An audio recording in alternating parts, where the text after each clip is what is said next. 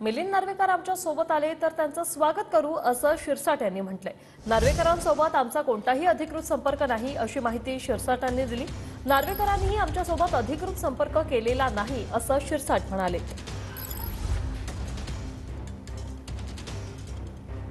मिलिंद नार्वेकर सुद्धा अनेक वर्षापासून मातोश्रीशी संबंधित आहे हे महाराष्ट्राला माहिती आहे आणि जर ते येत असतील तर निश्चित त्यांचं स्वागत आहे। परंतु अधिकृतपणे आतापर्यंतच्या माहितीप्रमाणे आमचा त्यांच्याशी कोणत्याही प्रकारचा संपर्क नाही किंवा आम्ही कोणीही त्यांच्याशी संपर्क केलेला नाही।